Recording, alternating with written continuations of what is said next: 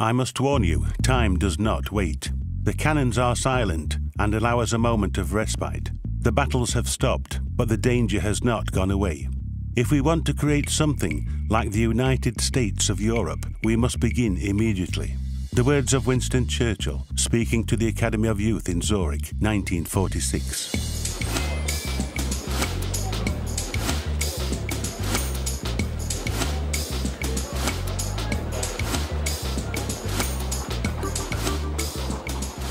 We can begin to speak about the uncommon union here. Yes, here by the symbol of Brussels. Brussels is called the capital of Europe, but the European Union has no capital city, since it is neither a state nor a federation. The leaders of the European countries meet in Brussels, Luxembourg and Strasbourg. The European Union is only governed from here. We'd better begin here, also in Brussels, in the Mini Europe Park. Here we can traverse all the 27 capitals of the European countries. Each is important, as the European Union is a community of independent states. But to begin here would not be correct, because this unusual union, supreme and powerful, is different for each member state. Churchill called this union the United States of Europe.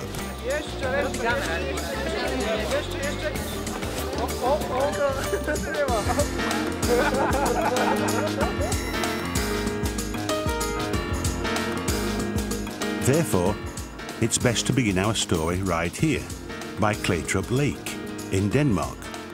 Here we can reveal the entire world.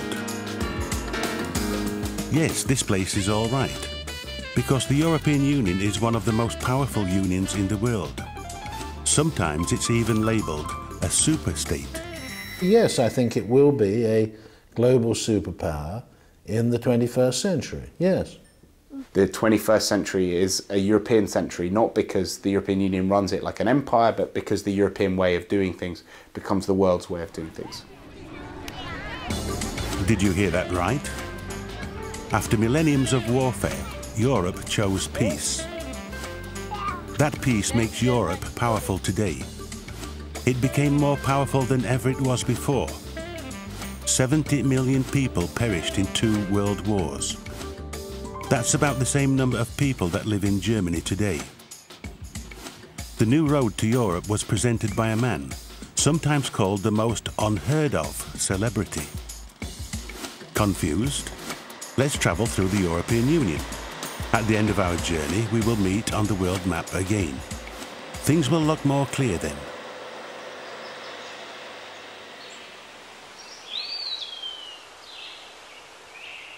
France, the hamlet of Ujoure, not far from Paris. The future was shaped here, in provincial Europe. Good afternoon. I'd like to welcome you in the house of Jean Monnet, the house where Europe was born.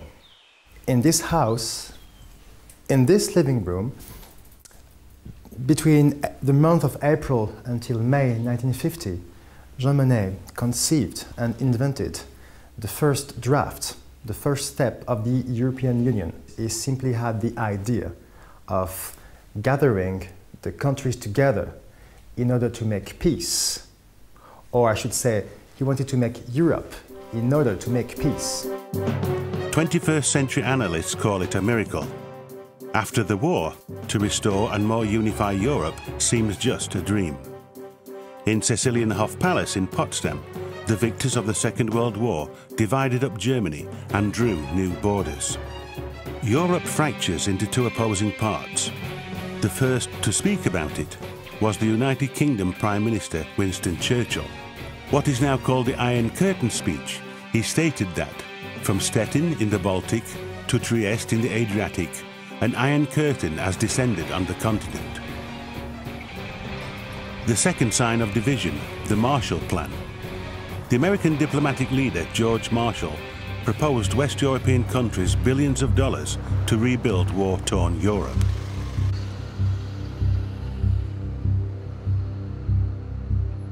Marshall Plan was a major development lending hand to the economies to develop.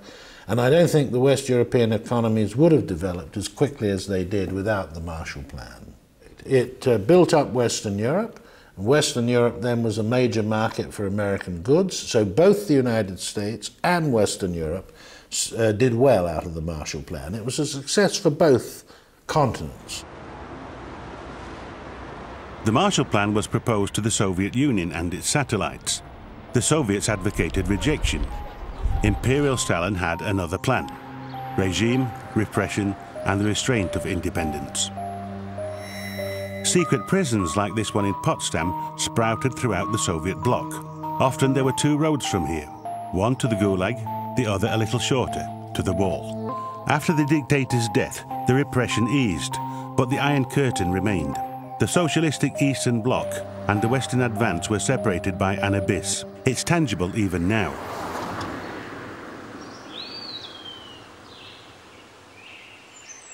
The success of the Marshall Plan stimulated Western Europe to take new steps.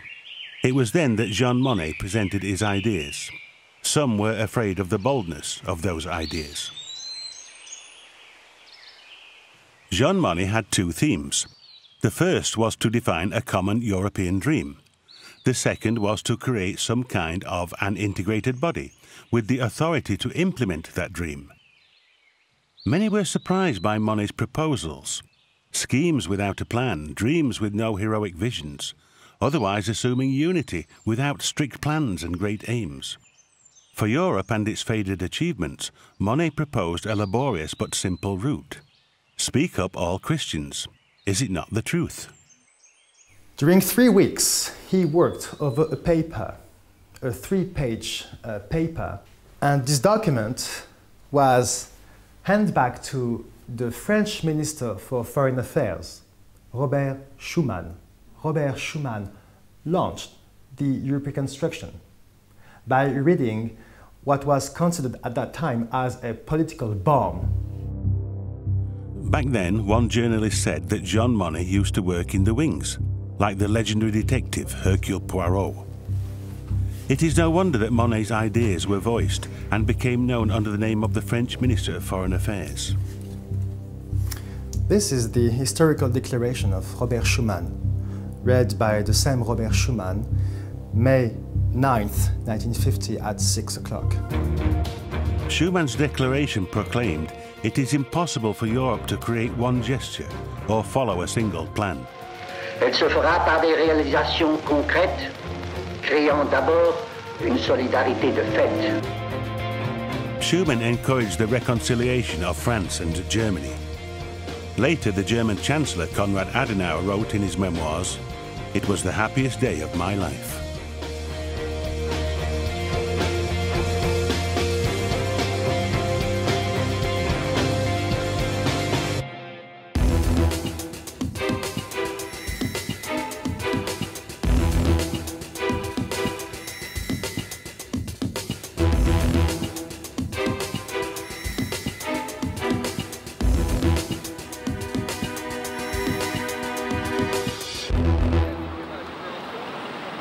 After Schumann's declaration came the first step, the Paris Agreement to create the European Coal and Steel Community.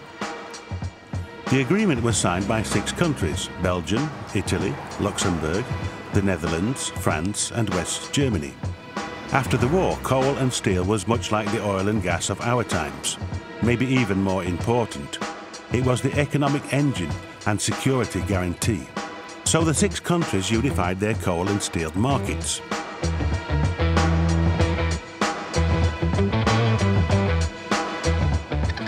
As the world changed to oil, the use of coal decreased. It was the first crisis, and it encouraged to look for recourse to consolidate further.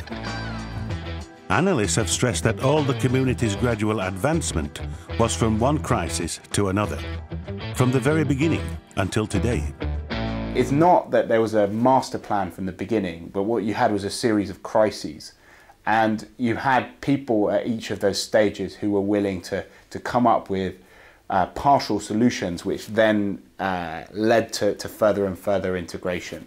In a way that's made it much more powerful than other organisations which were about starting with a blueprint. If you look at why the League of Nations failed, why the United Nations has been so difficult, is because they started with this kind of utopian dream and then weren't able to necessarily bring countries' interests behind it. And I think the reason that it worked so well in that way was because Jean Monnet was involved in the League of Nations and saw the disastrous failure of the League of Nations. So he decided to build the European Union in a completely different way. Europe in the 60s. All the cinemas were showing A Streetcar Named Desire with Marlon Brando. The model of the American cinema and American capitalism came with the Marshall Plan and won. The connections with the United States were particularly cherished by Great Britain. This caused irritation on the other side of the Channel, which the British always called the English Channel and the French always called La Manche. The Western Europeans began to create their own European dream. Well, it's the same as the American dream in some respects and different in others. It's the same in that it's democratic and it believes in mass prosperity, but it's different from the American dream in that it has a bigger social conscience and has a more community view of the world, and it is not based as much on religion as the American dream is. Europe is a much more secular society. The European dream proceeded and got its symbol. A united Europe designed a new flag. It's a circle of 12 gold stars in a blue western sky, symbolising perfection and wisdom, and the unity of European nations. 30 years later, this flag became official in all the institutions of the European Union.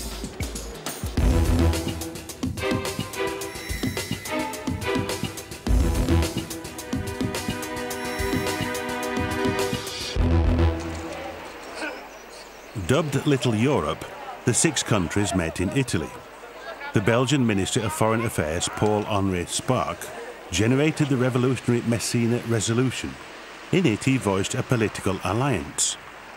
It was a challenge to the forever warring nations, especially for the French and Germans. Their frontiers had been fortified from olden times. The old gospel was as difficult to dislodge as those fortified walls. So a political union was implemented only after 40 years, while a defensive union, which the French voiced for the first time in Messina, still remains to be implemented. By comparison, barely 2 years after the meeting in Messina, the countries bargained for economic interests and signed the Treaty of Rome. In Rome, the 6 agreed alongside the coal and steel community to originate a further 2. The European Economic Community and the European Atomic Energy Community, Euratom. The leaders signed the impressive, overwhelming document. Its history is like a detective novel. The original bargained agreed text was lost en route between Brussels and Rome. Incidentally, the signatories of the treaty, the 6 leaders, celebrated the occasion by visiting the Pope in Rome. Though half a century has passed, the citation of the roots of Christian Europe has been forgotten. Within 5 years, the community became one of the largest markets. Millions of Europeans became a classic consumer society. A consumer society is where most people have the things to help them live properly, consumer durables that I've mentioned, and it's available not just for an elite, a small elite, but for the mass of the people. That's what a consumer society is, that's what the United States is, and that's what Western Europe is. The Soviet bloc was so afraid of Western values that they came to look over a real wall. In 1961, the name of the Berlin Wall came into existence. From Eastern Germany, the soldiers' bullets took the lives of scores of those running from the Soviet heaven. A year later, the Soviet Union deployed nuclear missiles in Cuba. The Cold War became seconds away from being a nuclear war. The Soviet Union suppressed its empire rigidly. Russian tanks replaced the feelings and speculation for more freedom. October 1956 in Budapest, August 1968 in Prague. The Cold War pressed Western Europe again to unite. The community, with its industry and energy, recoiled to agriculture, and probably the political powerhouse of all public groups, the farmers. The Sikhs started to implement discussions in Rome for a common agricultural policy. It encouraged farming, the food industry, tore down barriers and eliminated the tariffs on food products between the member states. The Common Agricultural Policy is the most expensive project in the history of the community. In 1965 it was assigned 1/5 of the budget, and in 1972 it swallowed 3/4 of the entire community budget. Also, the companionship with the farmers, needed from the very beginning and even today, requires an enormous amount of diplomatic endeavour, or else they would block the roads and drive their sheep into the Elysian fields. Dieses Konzept hat dann auch lange Zeit sehr erfolgreich funktioniert. For a long time, the political concept of the Common Agricultural Policy operated very smoothly. It became too good. It ran over, and it was only in the 90s that there were serious reforms to this policy. The farmers always had a strong lobby in the European Union, and they protested again and again. However, we managed to persuade them that reform was necessary. And, in my era, we succeeded in implementing 2 big reforms.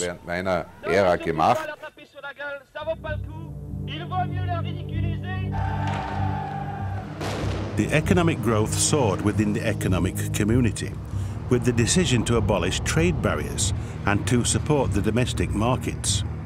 The EC became the biggest trading bloc in the world. This fortress Europe was only open to its own club members and safeguarded its customs from those outside. Europe consolidated in the 70s and lived well.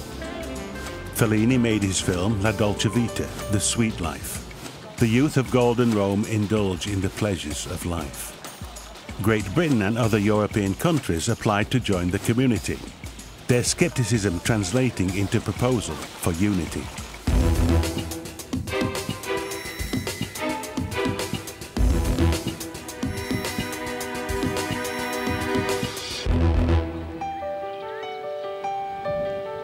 In 1973, after protruded negotiations, quarrels, disagreements, and rivalry between its leaders, the 6 became 9.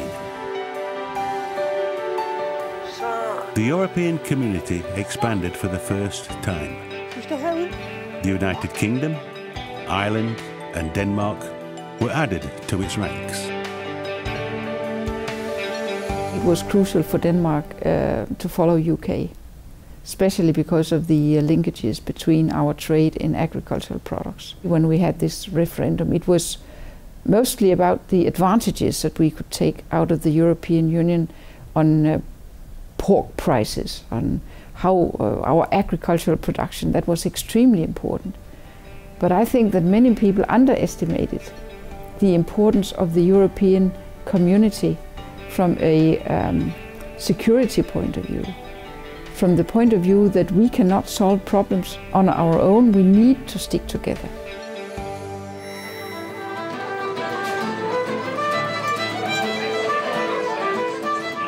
The 80s were not easy years for the community. Rampant inflation and higher oil prices.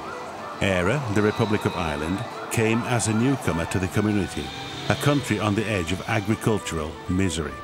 Emaciated by unemployment, heavy taxation and emigration, over 35 years Ireland has received 17 billion euros from the community's structural fund. With this money, it has mechanized its agriculture and become one of the most successful economies in the world. After such changes, the emigrants flooded back home. Later, Eire was dubbed the Celtic Tiger, the biggest success story of the European Union. The pace of its progress slowed on in 2008, the global financial crisis. The Irish are understood to be noisy and bold. Sometimes it said no to Europe. The Republic of Ireland would be far from being a successful state or have such favourable esteem had it not been for the European Union. On the other hand, there befell a negative referendum. And what to say about that? I am against other European states explaining to the Irish what they must do. It has to be left with the Irish themselves.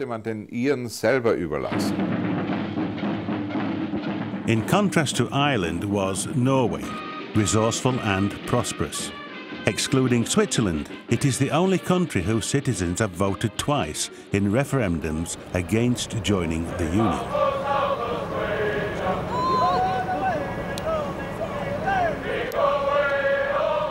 Having seen that the community failed to agree on fishing and afraid to damage the rapport of their neighbours in Scandinavia, the Norwegians voted against membership in 1972 and confirmed this decision with a later second referendum. The freedom of choice is a special element of the community. Countries can join only by free will. The community is an exclusive club. It establishes solemn requirements, and not everyone can be admitted. In 1963, the Ankara Agreement settled on associate membership for the first Muslim country, Turkey. However, it hasn't achieved actual membership even today. Even Morocco in 1987 wanted to join, but received the awaited answer that membership would not be discussed since the country was not part of Europe. It's a miracle, in a way, what's happened through enlargement. I think we need to continue enlarging. But one of the reasons why enlargement is so powerful is that it is a process, and you create standards and laws which are then implemented by the candidate countries. So I think it's absolutely essential that we keep the door open for Turkey, for Ukraine, for Moldova, for other European countries that want to become part of the European club. But we also need to make sure that we have a tough scrutiny of whether they're meeting these standards or not. On the advice of French President Valéry Giscard d'Estaing in 1974, the European Community founded the highest of its authorities, the European Council. In 1975, the French President invited the strongest economic leaders in the world to the Château de Rambouillet, close to Paris. Ministers from France, West Germany, Italy, Great Britain, and also from Japan and the United States established the Group of Six, the G6. The next year, Canada joined the group and it was renamed the G7.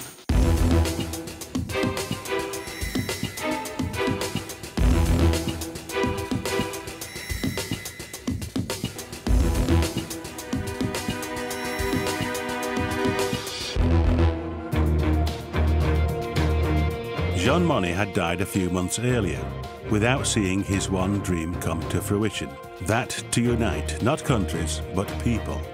The first direct elections to the European Parliament.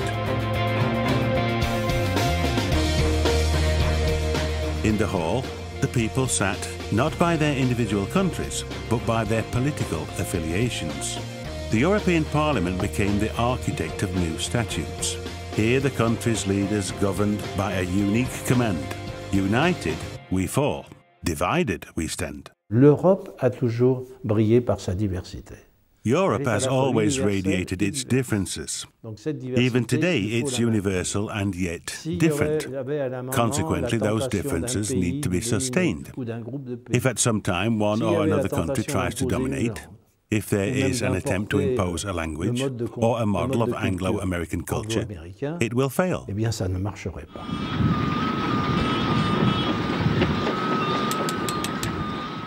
The European administration was built up over decades and has the shape it is today.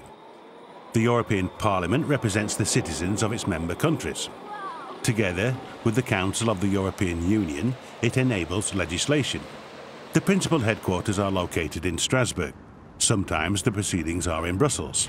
The Parliament's administration is established in Luxembourg.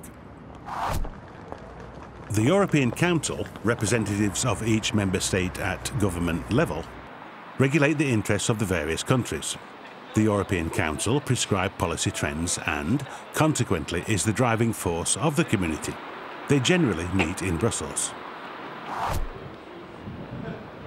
The European Commission represents the common interests of the community, draws up legal acts and maintains connections with other European countries and international organisations. Their headquarters are in Brussels. Their administrative offices are in Luxembourg. The European Commission has representations and delegations throughout the world. Its employees have been dubbed Eurocrats. If you think of how large the national public administrations are, even in countries that are small like Lithuania, but also in the larger ones, the fact that the total number of people working for the European Union monster is 36,000 people. And 36,000 people is arguably not so utterly huge. However, of course, it is very much the case that this is a structure that exists beyond the national level, and therefore it is not necessarily instantly apparent to the average person how it works. In the entire world, there is no other such confederation whose political authorities are scattered throughout 3 cities. Europeans sometimes don't agree, so all issues and uncertainties end up here at the European Court of Justice in Luxembourg. The court functions to ensure that common regulations operate in all the member states alike. Advocates argue that the scattering of the institutions is a sign of a more advanced political culture, a culture of compromise. Tai yra tarptautinė politinė ir ekonominė organizacija. It is an international political and economic organization which has to harmonize the interests of 27 member states. It is a very wide spectrum to harmonize the interests of the very many political groups and the interests of the European Parliament. So it is a major problem to balance the decision-accepting process with a specific compromise suitable to all. Tai pagrindinis uždavinys.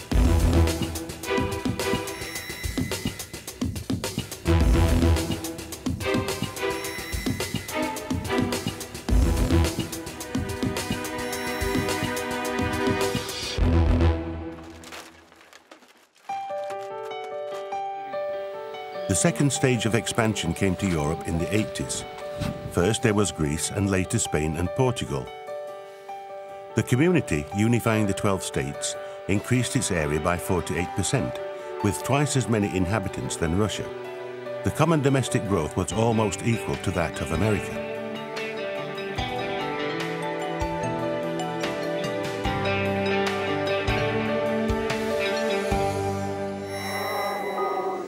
Simultaneously with the brewing of tremendous changes, the Cold War came to an end. The Solidarity movement began in Poland and martial law was introduced. The Soviet bloc in Eastern Europe turned to slush. Mikhail Gorbachev became the leader of the USSR and changed. Europeans learned the Russian words glasnost and perestroika. The European community didn't require unity amongst its members. Therefore, the former US Secretary of State, Henry Kissinger, nervously asked, "If Europe has a Minister for Foreign Affairs, maybe someone would be kind enough to give me the telephone number." However, so beaten, the community managed to deal with crises, didn't make enemies, and came to be the biggest aid donor. On the other hand, in the wake of September 11th, the common foreign policy seems to be a good supplement to the tender superpower practice. The European Union is in danger of becoming irrelevant because it's not acting in concert in a more effective way at a time when Russia is resurgent, when China is rising, and when the United States has been more unilateral. So we're trying to persuade Europeans to come together behind a stronger, more effective, more muscular foreign policy. One of the most important questions for Europe has always been the question of human rights and its underlying freedom. The discourse was raised by Otto von Habsburg in 1983. Referring to the European Parliament before perestroika occurred, he announced the Soviet occupation of the Baltic states was illegal. It was just the idea you had to fight for the liberation of all those nations who had been deprived by the Soviet Union and, of course, by Nazi Germany too.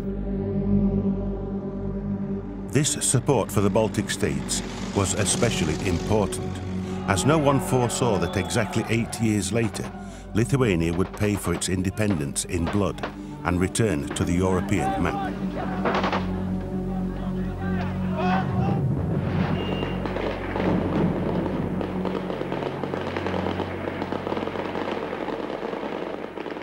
Mūsų buvimas Europoje reikalauja ir reikalaus pastangos. Our existence is necessary for Europe. It is necessary for the required efforts and cultural struggles between those that are to the east, who are obviously a monolithic Slavic Russian civilization, and on the other side, the European continent. Yes, our country is in a unique location, and our no small endeavors are imperative and necessary.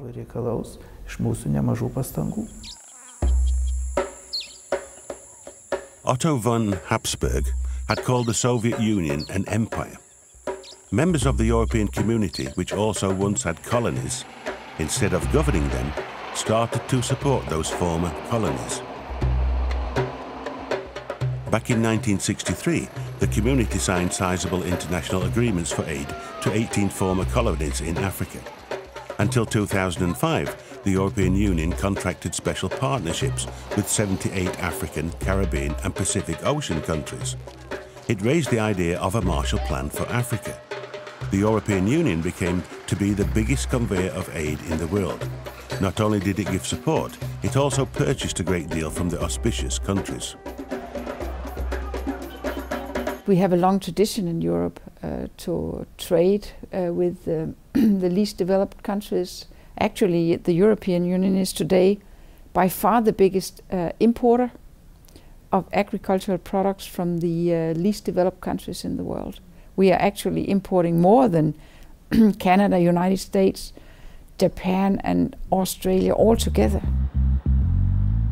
In the EC of the 80s, as is often in large families, squabbles arose about funds. The Council of Ministers met in Fontainebleau Palace in France. Britain was unhappy with the old budget, since 70% of it was spent on agriculture, which served only a few countries. In comparison, Britain had fewer farmers, but paid the majority of the funding. Margaret Thatcher required part of the subscriptions returned. "We want our money back" is a phrase that has entered into history and fractured the unity. Subsequently, all negotiations for EU money have followed the same prescriptive zero-sum game. I don't want more than I contribute. Then the British and French governments agreed to excavate a tunnel under the Channel. The Eurotunnel was opened in 1994 and made it possible to travel to Europe without getting your feet wet by travelling by rail into this railway station. Britain was once more joined to Europe by land.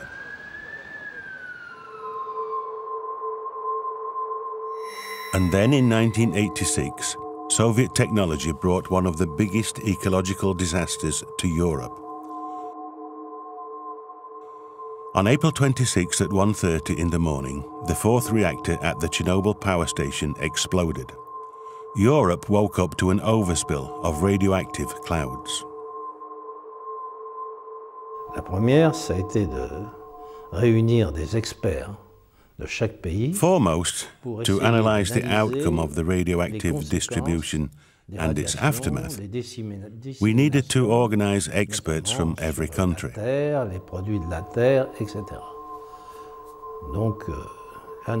It wasn't easy. Obviously, the country's specialists wanted to minimize the aftermath, which was so quickly raised by Chernobyl. Therefore, I wasn't really content with the response expressed by the Council of Ministers, who had the decision-making power. The European Union probably had to be more careful, but in the truth, it wasn't. The biggest atomic energy enthusiast was, and still is, France. It has 59 reactors and also nuclear weapons. Germany planned to close down all its atomic reactors, but hesitated to do so. The Finnish Olkiluoto power plant, constructing its third reactor, only proves that safe energy is expensive. So, after Chernobyl, the days of the aging reactors will come to an end.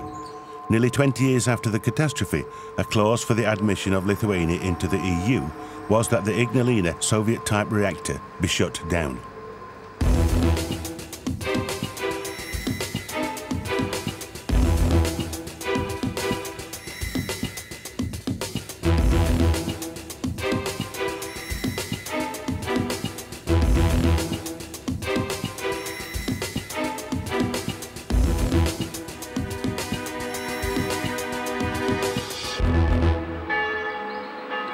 The community consolidated further.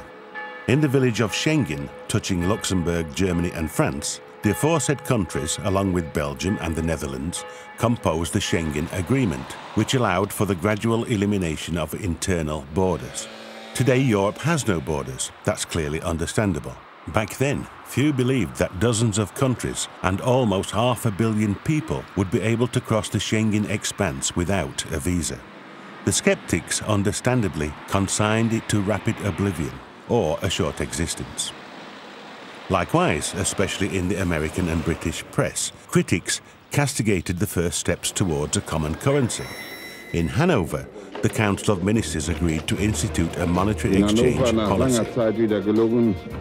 Die Diskussion auf die wirklich wesentlichen politischen Fragen zu konzentrieren. Que représente l'Union économique et monétaire. The President of the European Commission, Jacques Delors, is the only leader of the Commission to serve 2 tenures. He entered into history as the architect of the common market, advocating a progressive plan towards a common currency. The Eurosceptics saw it as their worst nightmare, the emergence of the euro on the horizon, not as a new currency, but as the core contract of a new superstate. Then, in community passion, it seemed one thing followed another, the fall of the Berlin Wall. Communist leader Erich Honecker expected a trial for his role in the deaths of people trying to cross the wall. New crossing points opened in the Berlin Wall. The summer of 1990 saw the wall carved up into small parts, souvenirs for Berlin citizens and tourists. East and West Germany reunified to be one member of the European community. The Berlin Wall bubbled as a graffiti gallery under the open sky, and its segments became saleable products or museum and family relics. The fall of the Berlin Wall brought intense changes to Europe. At that time in Brussels, the Mini Europe Park began to include Eastern European architectural masterpieces and historical monuments well nigh lost to the eyes of Westerners. You will find your very own capital city, which earlier was only a voiceless participant in the Warsaw Pact. The countries that attract particular attention are those which existed as an inside secret of the former Soviet Union: Estonia, Latvia, and Lithuania. Lithuania was the first to declare its independence. Lorsque ces événements se sont produits, when the events occurred, Lithuanians will recall, the question was whether it would be a tragedy or not. Was it a conflict between Russian troops asserting the old regime and people pursuing freedom, or something worse? Accordingly, we must express immense gratitude and respect to those leaders of the countries which had to tackle those problems. In 1992, in Maastricht, the leaders of the 12 countries signed a new European Union treaty. It made 2 fundamental innovations: European citizenship and monetary and economic union. It meant the delegation of some sovereign rights. The birth was this economic giant, equal to that of the United States and larger than that of Japan. The idea of a United States of Europe was realized in Maastricht. If we wanted to have monetary union, we had to change the agreement. So the governments entered into arranging a new agreement process. It was called the Intergovernmental Conference, another strange term, but we need to mention it. They attempted to endorse that unique document with the trilogy: competition, collaboration, and solidarity. I suggested social protocol, which was accepted. Ultimately, it was an attempt to negotiate to be more united and dynamic in foreign and security policies. Primarily, the Maastricht Treaty is the institution of the euro and an acknowledged social dimension.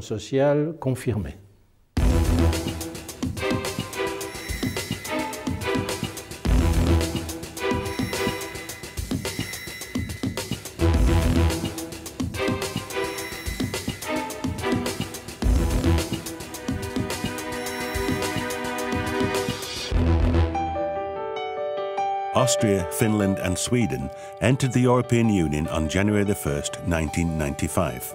They brought with them specific concerns for environmental safety, the openness to innovation, governmental transparency and Santa Claus, who lives in the north of Finland, in Lapland. The 15 members in the European Union now embrace nearly all of Western Europe.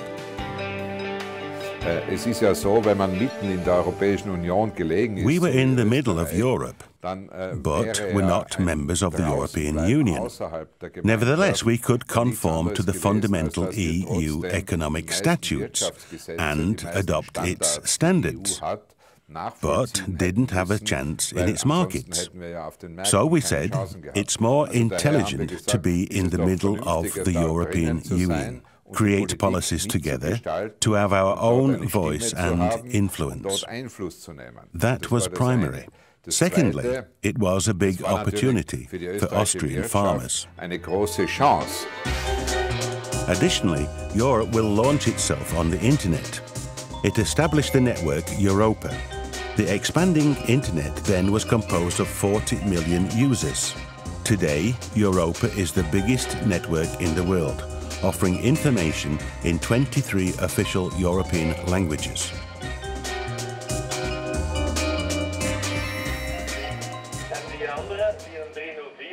In the spring of the same year, 7 countries, Belgium, Luxembourg, the Netherlands, Italy, Spain, Portugal, France and Germany, effected the Schengen Agreement. The border controls between those countries were abolished. Subsequently, the Schengen spread to many more countries.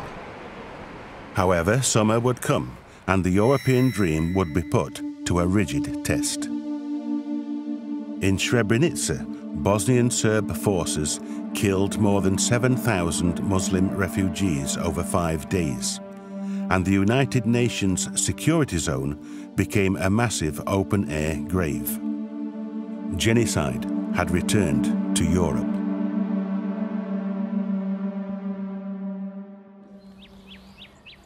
In the Yugoslavian War, the European blind belief in negotiations and compromise had fallen victim to the national violence of the Bosnians, Serbs and Croats. The crisis was solved by American intervention. The question of a self-contained military force still touches a sensitive European nerve, bound up with America and NATO.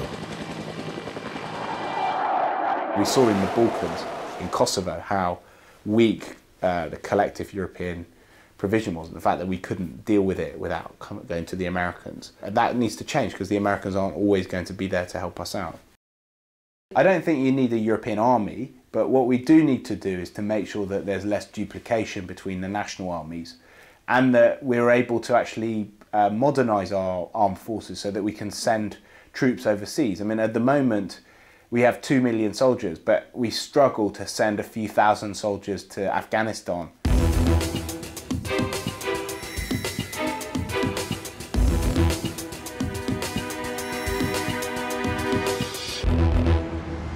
The world transformed. Tension between the East and the West evaporated, and the European Union became popular.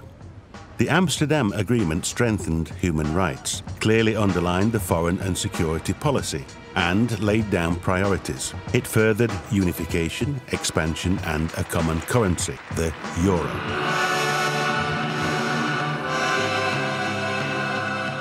The common currency was initially called the ECU and existed only on paper. But in 2002, the new currency, the euro, jingled in the European purse. These last 7 years, many European countries changed over from the franc, lira and the Deutschmark to the euro and have not been disappointed. It was a real success for all the countries that were in this zone.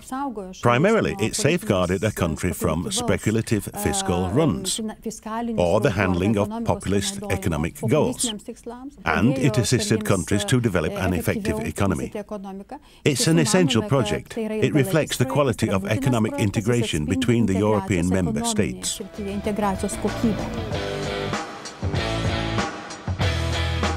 The European Union was reshaped once again by the Nice Treaty.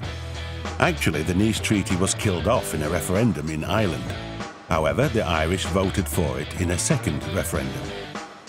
The first decade of the new millennium and a new era came to Europe.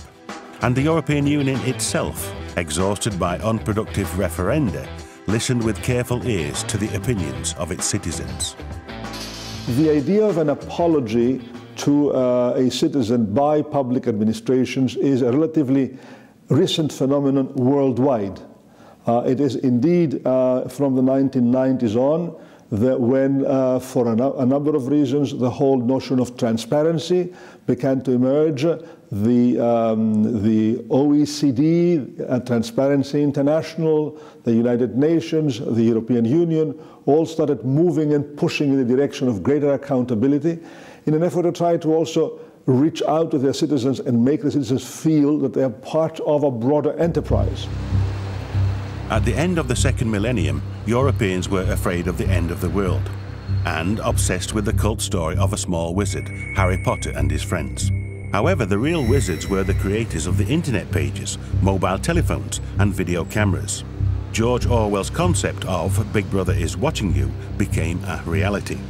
TV became populated with various reality shows, whereas in London it was an actual reality that cameras observed you everywhere. The end of the world never came. However, one day it seemed very close. 2 airliners smashed into the towers of the World Trade Center in New York. The twin skyscrapers fell. After a similar airliner attack, the Pentagon blazed in Washington. The world heard the words Al-Qaeda, Osama bin Laden, the axis of evil, and international terrorism. It was the first time that NATO activated the treaty's Article 5, the collective self-defense article. It whipped up yet another war in Afghanistan. United then on the war on terrorism, a couple of years later, the countries on both sides of the Atlantic didn't agree. Alongside the European dream, it had to originate the European means of defense.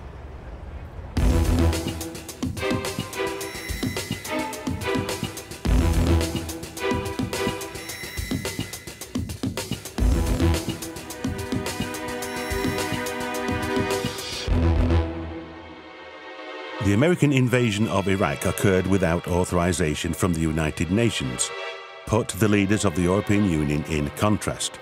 The British Prime Minister supported the war. The French President and the German Chancellor rebelled against it. What happened after 9/11 and the invasion of Iraq was that France and Germany, particularly, learnt to say no to the United States. This is a big development. It may have led initially to some difficulties across the Atlantic, but the Americans are overextended, and the Americans have had a big failure in Iraq, and now we're finding the American economy in trouble. So Europe needs to be independent. That, I think, was the beginning of an independent Europe, yes. The EU keeps peace in the Balkans, primarily in the former Yugoslavian Republic of Macedonia, and beyond into Bosnia and Herzegovina. Its forces replace NATO units. International terrorism enters Europe. During the rush hour in Madrid, 10 bombs explode on suburban trains. The next year in London, also during the rush hour, explosions demolished the underground and a double-decker bus. The story goes that it is an Al-Qaeda warning for the war in Iraq. The Spanish government has withdrawn its troops, the British have slimmed down theirs. Before long, there will only be the Americans.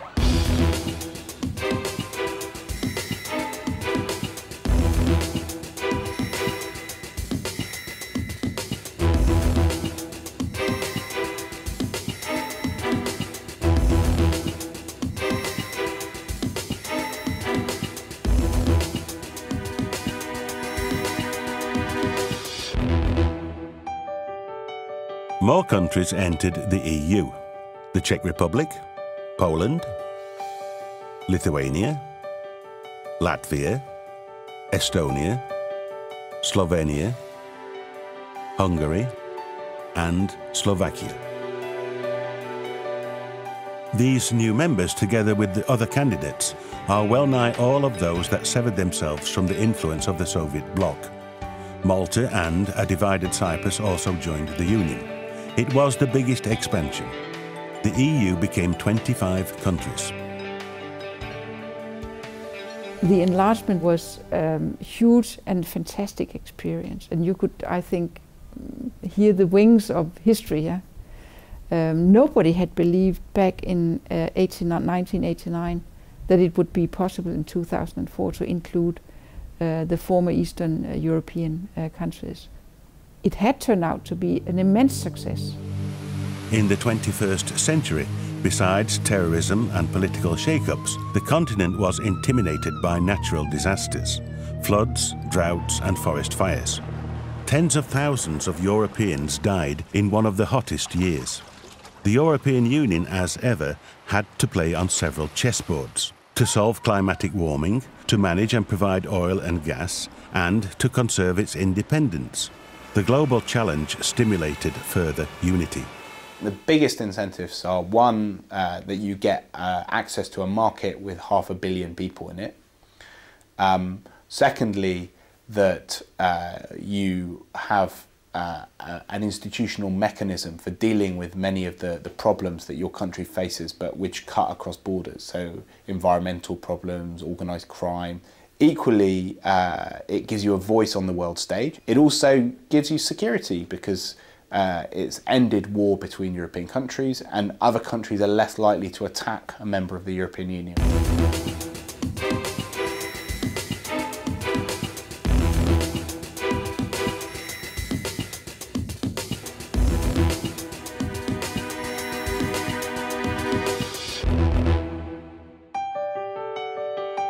Two more Eastern European countries have entered the EU, Bulgaria and Romania. The EU has become a 27-state union. Atop of the unsuccessful referenda in France and the Netherlands, the 27 EU countries that signed the Lisbon Agreement had to modify the early parts of it. The technocratic visions tended towards the humanitarian side. Europe attempted to be understood and to be useful for its citizens. As the President of the European Commission, José Manuel Barroso, put it, Europe wants to be attractive. Our citizens want results. They want to see in concrete terms what Europe brings them of benefit in their daily life. Those words are backed by the powerful support fund, a few times stronger than the initial European Community Capital of Money that came from the Marshall Plan. The new countries got close to 3 or 4 times as much as the countries in the post-war period. In truth, the amounts are bigger. The substance and quality are also different. And it shows the historical opportunity, especially for the new members, to overtake the livelihood, the level of development, and pursue the solidarity principle in Europe. The new members, Lithuania, Latvia, Estonia, Poland, the Czech Republic, Slovakia, Hungary, Slovenia and Malta, joined the previous 15 Schengen Agreement countries. You can sit in a car by the Baltic Sea and drive without any inconveniences through the entire continent to the Atlantic and see the lives of ordinary Europeans.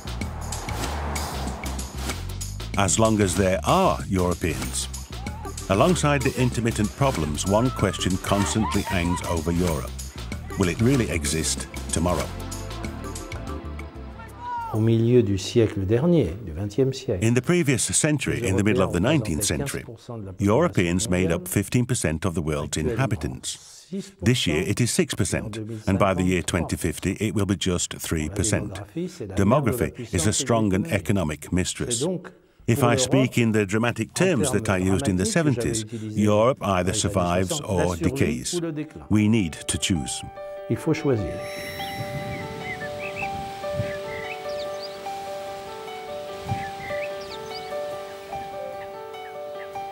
Here, from Jean Monnet's typewritten 3 pages, grew a new world force, the European Union.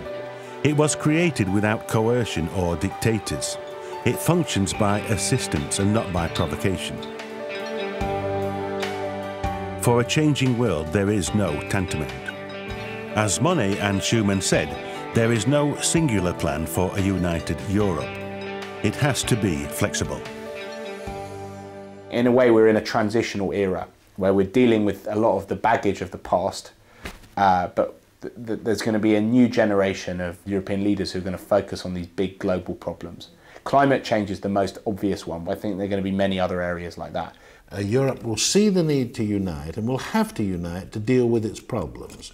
So I think I'm a little behind the date, but I still think I'm right. Ultimately, Europe is going to be a serious global player. Maybe by 2020 rather than 2010. All right? We will say that while we'll travel through Europe making this film, the ratification of the Lisbon Treaty was threatened. A new state was discovered, Kosovo. There arose the conflict in Georgia, and we heard talk of a new Cold War, and the galloping fall of world markets. To overcome the crises at home and those global crises too, you must remain flexible and contemplate the original script, and to not conceal what was somewhat extraordinary. It seemed appropriate for the European Union.